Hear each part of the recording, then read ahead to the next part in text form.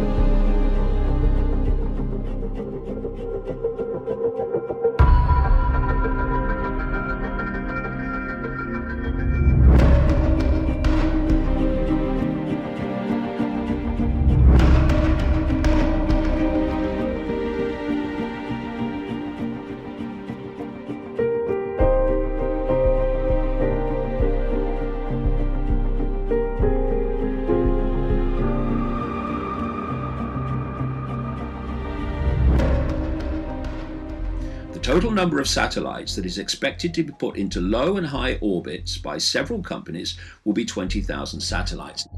Now, you might remember Elon Musk. He's the guy that's been going on about, oh, artificial intelligence could be the end of humanity. And then, through his SpaceX company, he wants to put thousands of satellites up, he's planning to, doing so, to beam the very frequency and electromagnetic field at the Earth, which will allow artificial intelligence to take over the world, humanity. And he also opened a company called Neuralink to connect AI to the human brain. So this stuff is designed to create a sub-reality, electromagnetic, technologically generated sub-reality all around the Earth in the areas that humans operate, that is planned to interact with the human brain and the human body and dictate our thoughts and dictate our emotions. That's what it's about. And to make that happen, to make that work, they have to have the power of 5G. We better start looking here, because this has the capacity to be absolutely devastating for humanity, mentally, emotionally, and physically.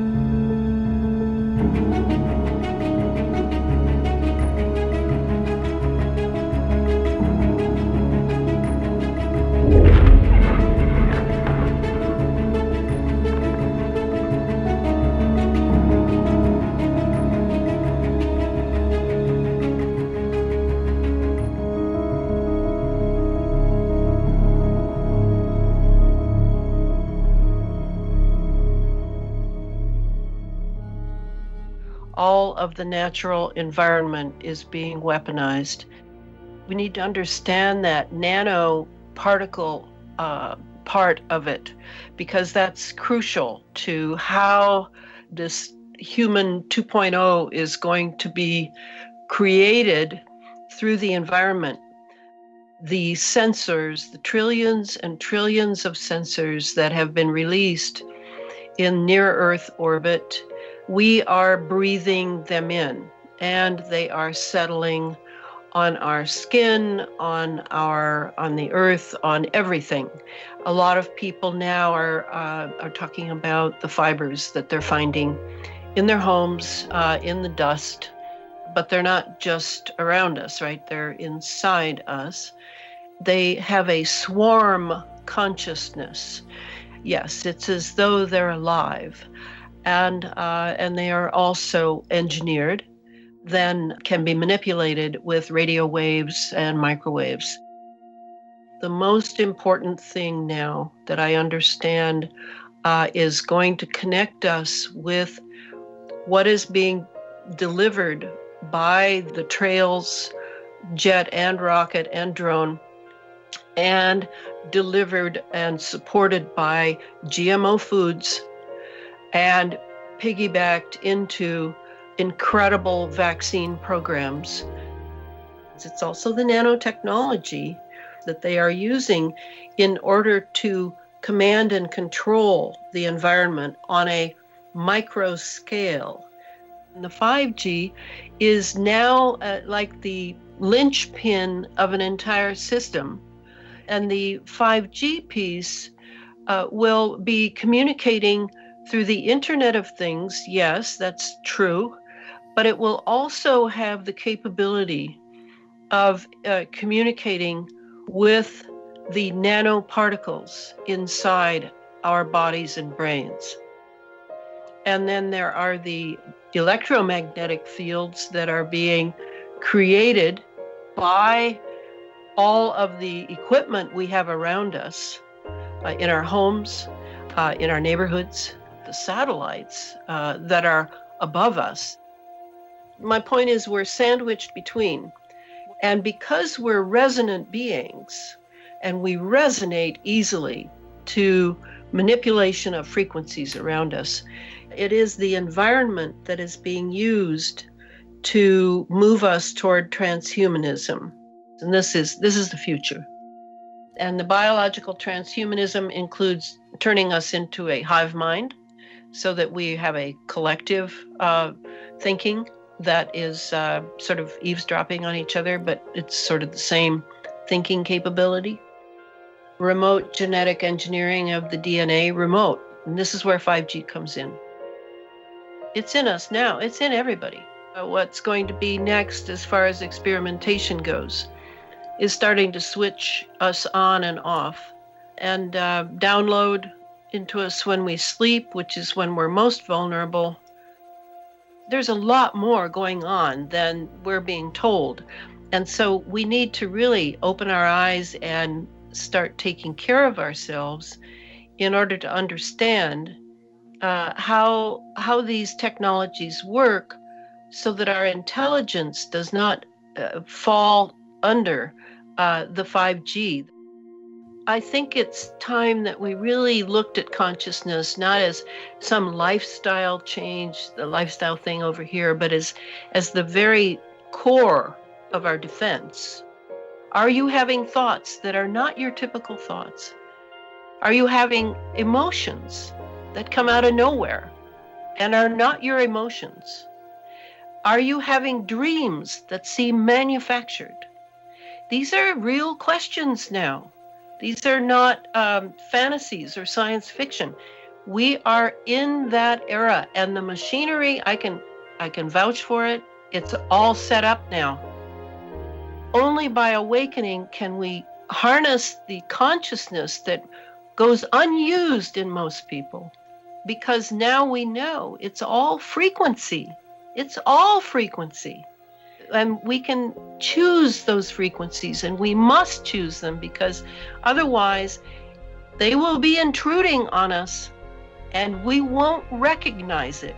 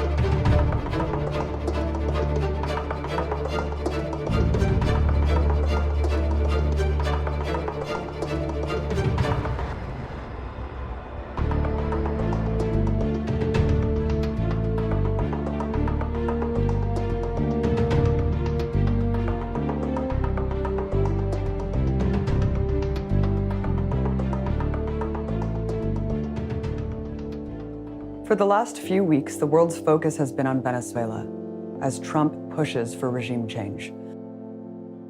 Almost every media outlet paints the same picture, that Venezuela is a brutal dictatorship and a starving nation, one that demands intervention.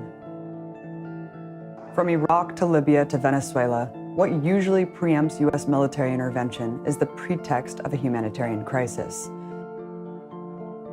If you know a humanitarian crisis in Gaza, and in Yemen, and in Syria, and in Sudan, and in Somalia, you wouldn't say there is a humanitarian crisis in Venezuela. But I see human rights more and more being instrumentalized to destroy human rights. There is a weaponization of human rights. I see the rule of law being instrumentalized to destroy the rule of law. And unfortunately, the complicity of the mainstream media. The financial blockade has had extremely adverse human rights impacts. The United States has made sure that because of the threat of enormous penalties to the U.S. Treasury, the banks have been closing the accounts of the Venezuelan government. I am certain that the increase in child mortality, the increase in maternal mortality is a direct result of this blockage, so that Venezuela has not been able to purchase what its people deserve. It's not like the government doesn't want to distribute. Is that the government, through an external economic war, is being asphyxiated. And that was the name of the game. What the United States intended to do was to create a situation whereby the people or the military would topple the government, and then the 1% could again come in and could again control the wealth of Venezuela. Now, when you deliberately impose sanctions and financial blockades and an economic war that asphyxiates a country's economy and thereby make it very difficult for that country to provide the necessary food and medicines to its population, and as a consequence, thousands of people die, you have a case of crime against humanity. But the narrative in the mainstream press completely ignores it. We've been talking about fake news, about the ocean of lies that we read in the papers every day. But it's not just the lies that create the problem, it's the absence of information. When a whole dimension is suppressed and you do not hear anything about other points of view, sooner or later you accept the narrative that yes, there is a humanitarian crisis, ergo you need a humanitarian intervention, and if Maduro doesn't leave by his own free will, it'll be necessary to topple him. The reality of a U.S. military attack and invasion of Venezuela is very real. The beat of war drums is deafening. We've now learned U.S. Special Forces have been sent to Puerto Rico, the usual staging ground for U.S. invasions. We know how far they're willing to go for big oil and the war machine. Potentially millions of lives are at stake.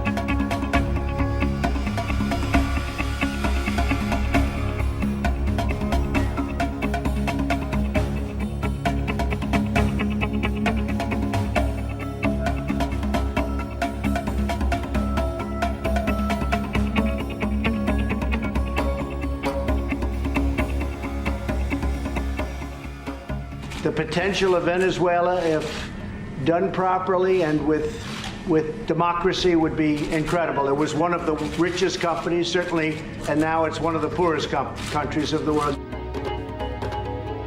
Trump is a businessman representing the capitalist class in the U.S. And what they want to lay hold of is the enormous resources of Venezuela. Trump has absolutely no interest in the lives of the average person in Venezuela.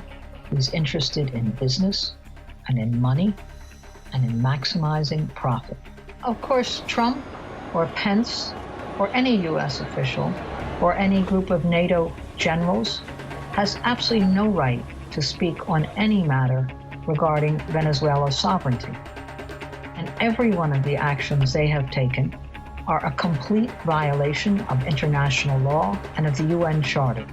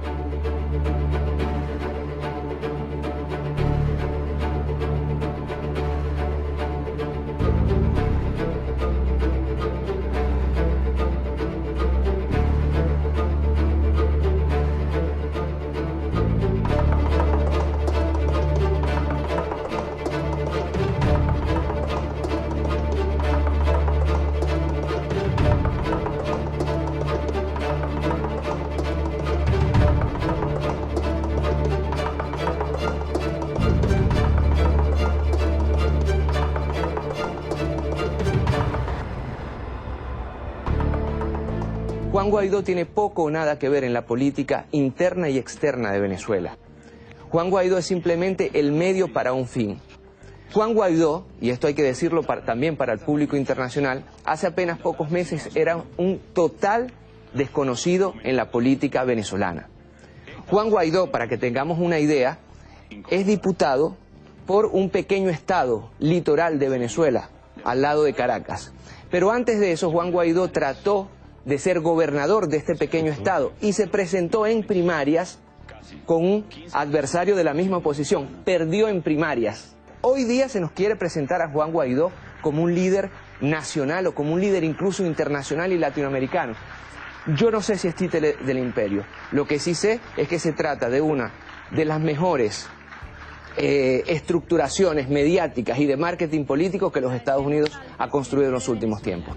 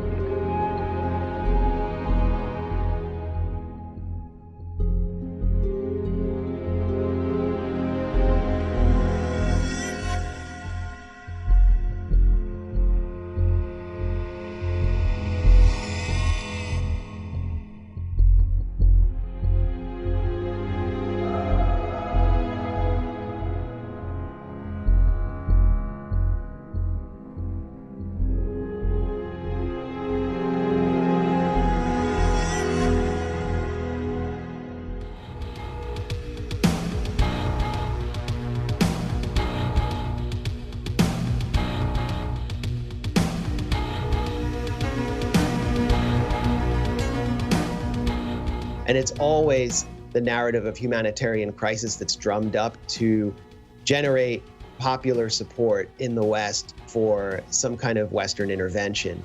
And this phrase is really at the heart of the deception that I think helped stimulate European support for the US coup attempt.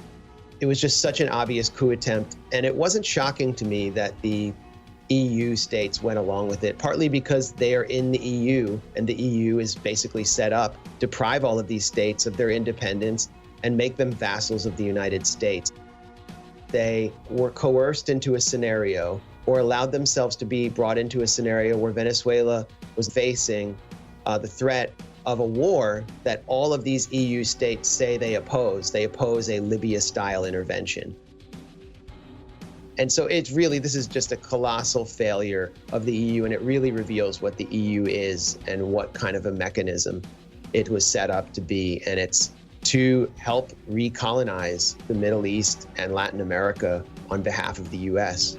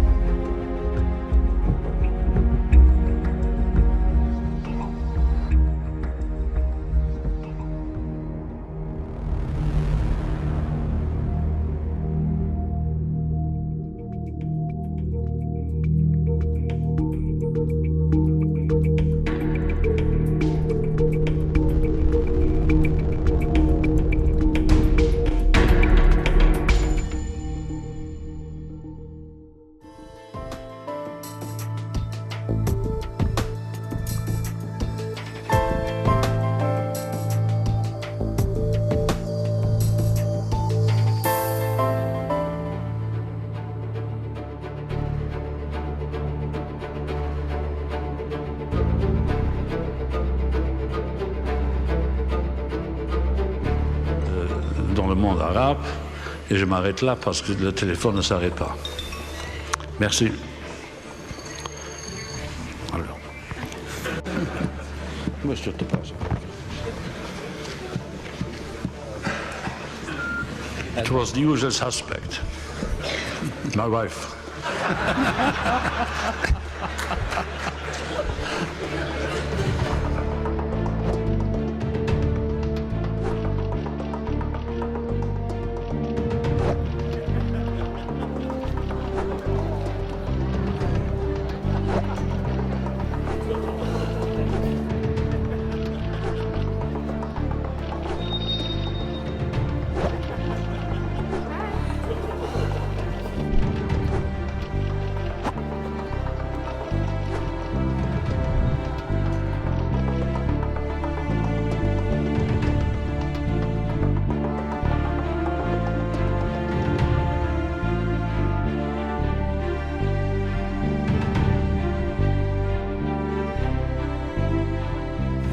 How will you, Russia, how will you ensure the Assad regime stops threatening the region and stops committing atrocities against their own people?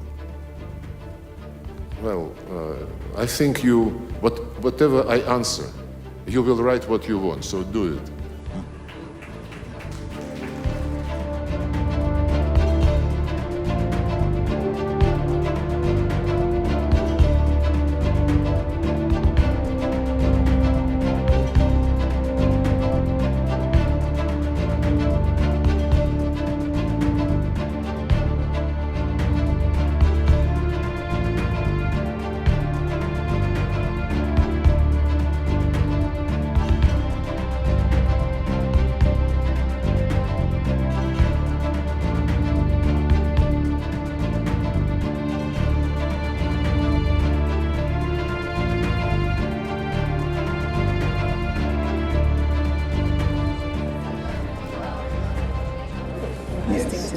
He's our adoptive son.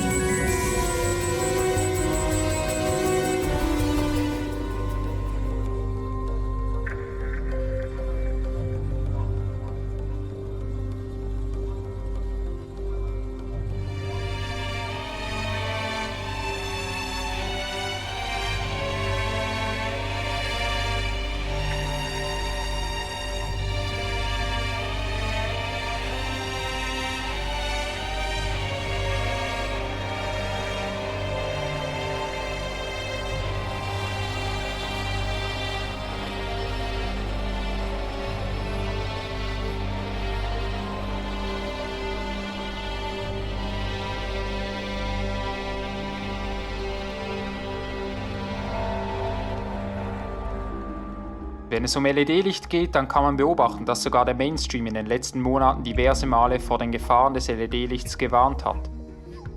Sie werden also versuchen, in ein paar Jahren, wenn die Gesundheitsschäden offensichtlich werden, ihre Hände in Unschuld zu waschen. LED haben keinen Leuchtdraht, wie Halogen oder Glühbirnen. Das Licht kommt aus einem kleinen Computerchip. Auch in Fernsehern, Handys, Autoscheinwerfern und Fahrradlampen stecken heute LED. Das wirkt weiß und klar. Doch das Licht ist in Wirklichkeit nie weiß. Es ist immer eine Mischung aus farbigem Licht, das zusammen weiß wirkt. Am Farbspektrum erkennt man, die Sonne bildet jede Farbe gleichmäßig ab. Glühlampen haben mehr Rot, ungefährlich für unsere Augen. LED strahlen aber besonders viel Blau ab, für die Augen ein Risiko. Darüber hinaus ist Blau ein sehr energiereiches Licht, was sehr tief in Gewebe als auch auf Moleküle einwirken kann. LED bergen eine Gefahr. Denn blaues Licht gelangt nahezu ungefiltert in unser Auge. Auf der Netzhaut richtet es auf verschiedene Weise Schaden an. Es befeuert mit seiner Energie freie Radikale. Das löst eine Kettenreaktion aus. Es sterben mehr Sehzellen, als nachwachsen können. Die Sicht wird schlechter. Die irreversiblen Schädigungen im System der Sehzellen sind dabei nicht die einzige Gefahr. Eine Studie von Forschern aus Barcelona hat gezeigt, dass Frauen, die häufig mit LED-Licht in Kontakt kommen, also zum Beispiel direkt neben einer LED-Straßenlaterne wohnen, ein 1,5-fach höheres Risiko für Brustkrebs entwickelt hatten. Männer sogar ein 2,1-fach höheres Risiko für Prostatakrebs. Doch wer fördert gezielt diese LED-Technologie, obwohl die Gesundheitsschädigungen offensichtlich sind? Und noch spannender, was sind die möglichen Ziele dieser Förderung? LED-Leuchtmittel werden von Umweltverbänden wie Greenpeace, Großkonzernen wie Philips, Politikern und Organisationen wie der EU unter anderem wegen des niedrigen Energieverbrauchs hochgelobt und mit Nachdruck beworben. Diese unheilige Allianz fördert die schnelle Abkehr von bisherigen Leuchtquellen wie der Halogenlampe und nimmt bewusst Gesundheitsschäden bei der Menschheit in Kauf. Wichtig ist natürlich auch, dass auf gesetzgeberischer Ebene Entscheide getroffen wurde, die die Glühbirne und die Halogenlampe aus unseren Läden vertrieben haben, sodass nur noch die LED-Lampe als Alternative übrig bleibt. 2009 wurde die Glühbirne in der EU verboten. Am 1. September 2018 tritt auch das Halogenlampenverbot in Kraft. Und diese Verbote werden rigoros durchgesetzt. Das Geschäft um die LED-Lampen ist ein wirklich Multimilliardengeschäft. Man stellt sich nur vor, dass jetzt laufend überall in allen Haushalten alte Lampen durch LED-Lampen ersetzt werden und das praktisch auf der ganzen Welt. Wenn in ein paar Jahren die Gesundheitsschäden durch LED-Lampen bekannt werden, dann hat dann auch die Pharmaindustrie etwas davon. Zudem drängt sich natürlich immer wie mehr die Frage auf, wird hier ein Krieg gegen die Menschheit geführt? Das Verrückte dabei ist, dass wie auch beim 5G-Handynetz diese ganze Entwicklung auch bei LED weltweit gleichzeitig abläuft.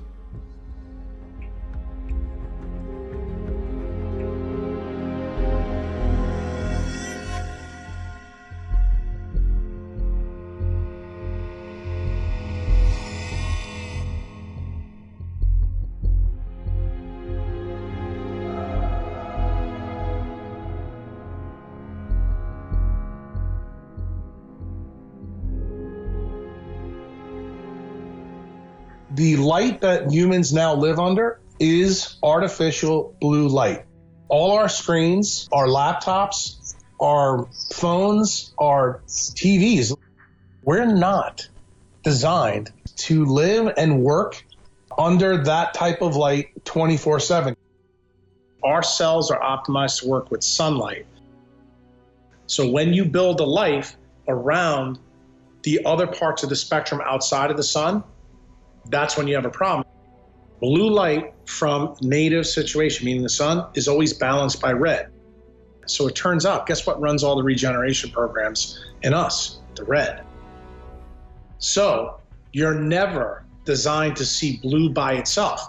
So anytime you have blue, you've got to have red with it, and sunlight never comes with blue without red. So that's why modern technology really destroys us. Chronic blue light has been well shown in the literature to destroy melatonin. Well, we all know that when we don't sleep, we can't regenerate, but now you know the real reasons why. It's because you've subtracted the red from your life. And it turns out all the modern bulbs, specifically LEDs and fluorescents, have subtracted out the purple and the red. Why? Because they're energy efficient. That's from the power company and your wallet's perspective. We are being penny wise and pound foolish with our decisions on light. The more non-native EMF and blue light you allow in your environment, you become an obedient idiot, meaning that you can't think as well, and that's why they're not telling you about it. The tech industry knows exactly what they're doing to us. They know that they can control the way we think just by the use of blue light. Technology doesn't bring us outside, it brings us inside. Our modern society, our culture, have brought us out of the sun. The answer is to change your environment. Nature knows what she's doing. There is a benefit, even on a cloudy day, to getting out in the sun. And that is the key to charging your battery that drives your life.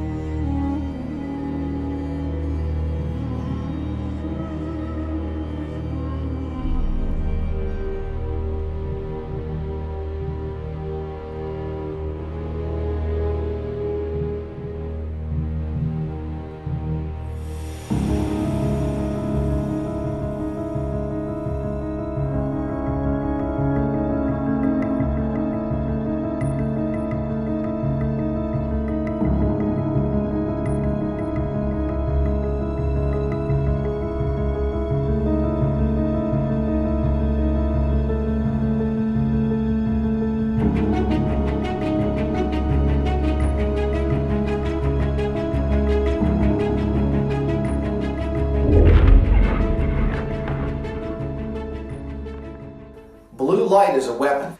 When you introduce blue light into your environment at night, it totally disrupts all of the natural processes that are supposed to be taking place at night, and all of the healing process. Blue light at night through your eyes sets you up for cancer. These are all a direct result of blue light exposure at night, and we've been being dosed for decades. Guess what gives off blue light? Well, the biggest source of blue light in your home is your television. But now there's another component that is equally problematic, and that is your cell phone. Did it occur to you that they chose the blue light for your phone at night intentionally? Do you know how much blue light is in the cell phone emissions? It's by design. They've banned the production and importation of incandescent light bulbs in the United States of America, and that is by design. They don't want you having access to the right light bulbs. They want you to buy these LED lights. Have you noticed the headlights on the cars? How much they hurt your eyes now, how bright they are. And what about these street lights they're putting in? You look at the lights on the streets now. They've changed. They used to be kind of orange. They used to be these high pressure sodium lamps. They've got a bluish white color temperature to them. It's an eerie moonlight glow. Every night you're being exposed to the equivalent of a full moon. In our living room and on the streets.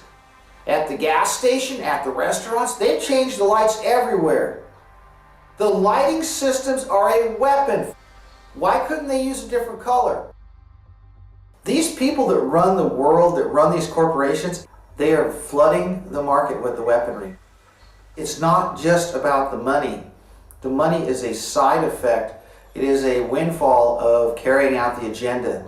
The agenda is to sicken us and to make us subservient so that they can carry out their nefarious plans for total domination and elimination of 99% of us.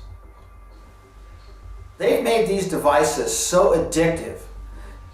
Get rid of all your compact fluorescent lighting in your home. Get rid of it. Go back to halogens and incandescent lamps. A nice orange light.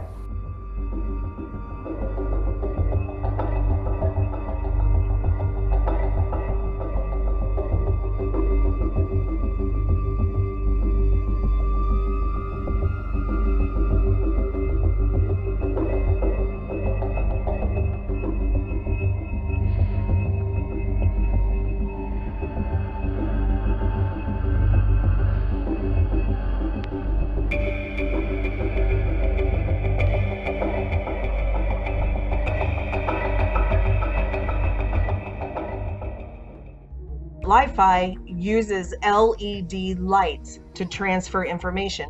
So what's the real reason that they're herding us all into using LED lights instead of incandescent bulbs? Is it really to save on resources, or is there something else going on here?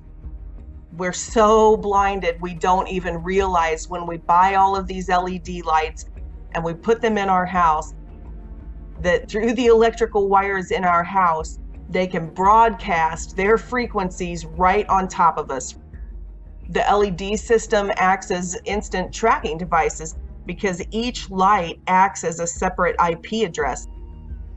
So they can track your movement through your own home. They can broadcast data in light waves into your brain and into your devices. So if you have LED lights in your home right now, that technology is already accessible to the people in the know.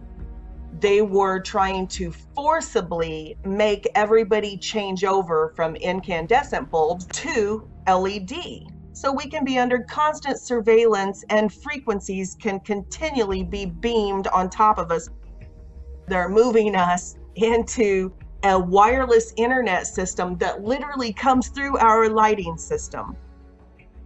These light frequencies, these LED frequencies, they carry information, they carry data, and it's two-way. They receive our information that we are putting out in light, which we as humans have a light signature. We have a frequency signature. Every organ in our body resonates at a different frequency. So there are agencies, this shadow government, this multinational globalist cabal control system, they have been beaming these frequencies at our brains and over our nations for a long time. At this point, there's no way for us to even know if our thoughts are our own. why depression is so rampant, why all of a sudden has violence risen up. Are these frequencies blocking us from this great awakening that is happening?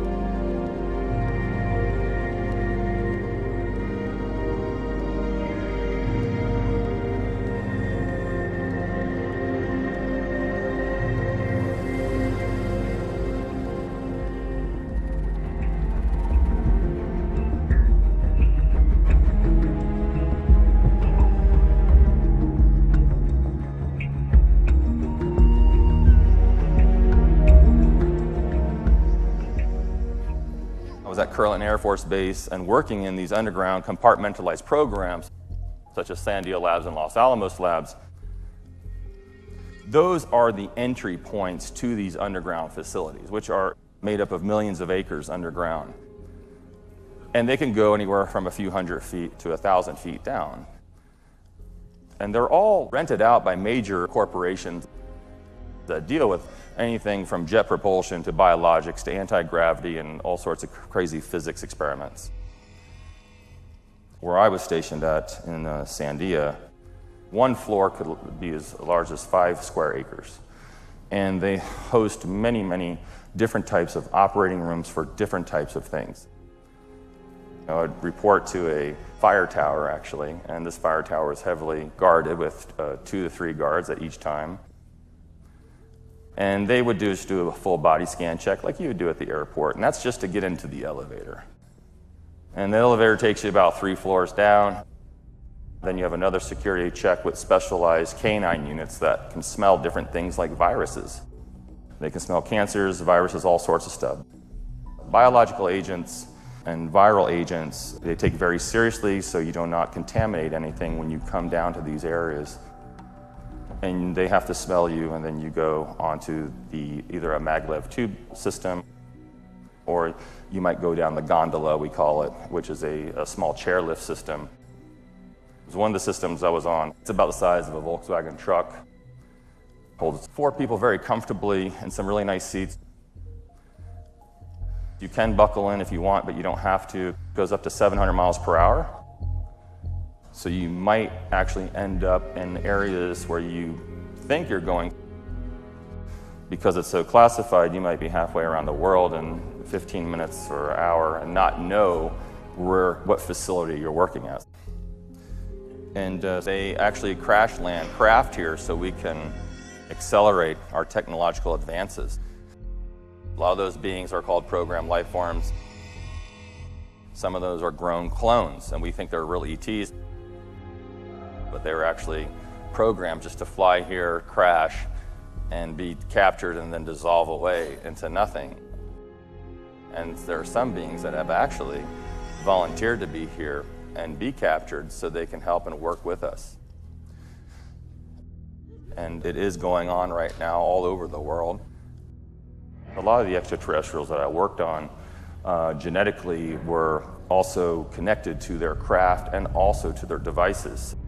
So not only was I taking samples from extraterrestrials, I was taking samples from devices, because a lot of these things are organic, and some of them are infused with different types of nanotechnology.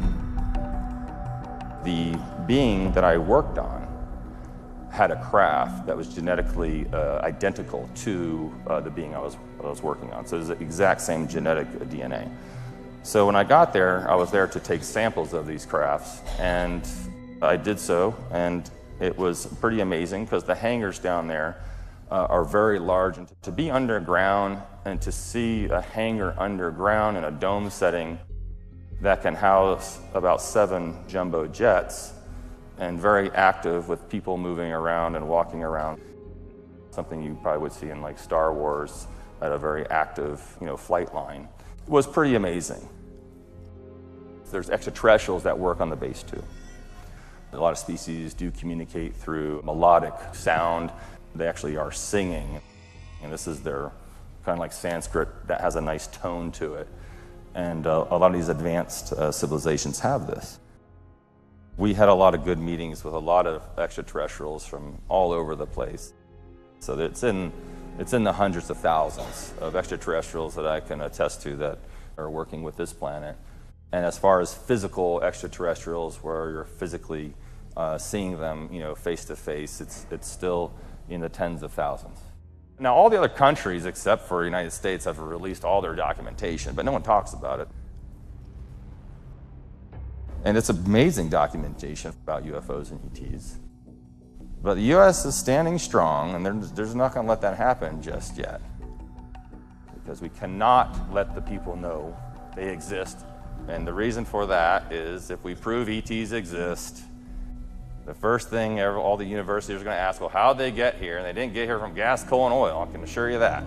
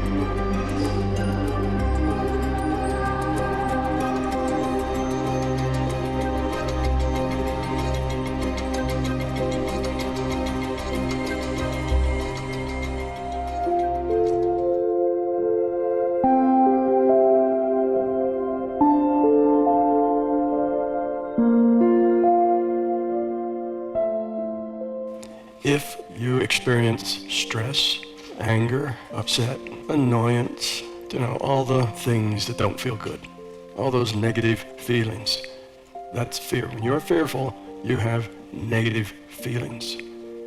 The way you get rid of a fear is first you have to find it. You have to become aware of it. There are things that you picked up when you were 4 years old.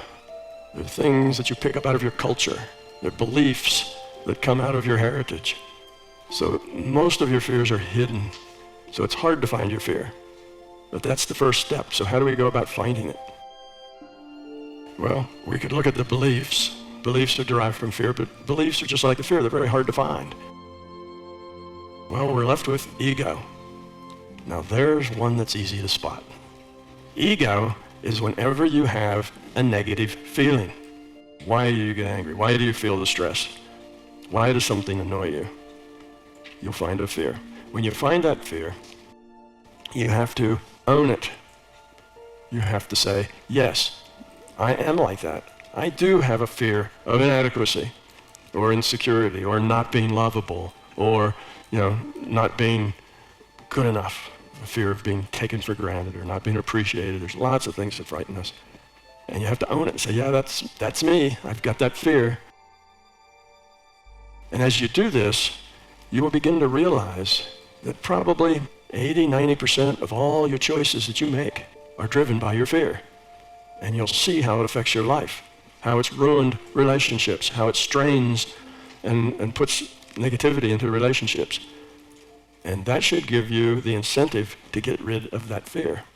If you have this intent to get rid of it, just a serious intent, an intent you carry with you, a resolve that you have every day, and you catch yourself responding with anger, let's say as an example, every time you get that response and it starts to well up in you, you stop it, and it's not that you stuff it away. You recognize it, and you say, I don't want to feel that way. I don't want to react that way. This is not helpful. It never makes anything better. It only makes things worse. It's dysfunctional. And then let it go. And that will probably happen 100 times because it's just the way you react, and you'll continue to react that way. But you continue to catch it, continue to have that intent. I don't want to be that way. I will not react like that. That intent modifies future probability. And if you keep doing that, that fear will just dissipate. It will go away. Getting rid of the fear, once you've owned it, once you've seen how it changes your world, changes your reality, it's just a matter of intent. You have to really want to get rid of it. Okay, so the fear generates the ego. If you get rid of the fear, the ego's just gone all by itself. So as we do this, we become different people. And because we view things differently, instead of our buttons being pushed, giving all these negative reactions, we just smile because we're happy. And we deal with stuff with caring rather than dealing with negativity. Because whenever you respond with negativity, you always make the situation worse. You can't change anybody but yourself. Accept people as they are. And realize that everyone and everything is your teacher. Because everyone gives you opportunities to make choices. It's those choices you make in dealing with the stuff that happens that enables you to evolve or de-evolve the quality of your consciousness. So that's what it's all about, you see. Making those choices and making them in a caring, loving, compassionate way.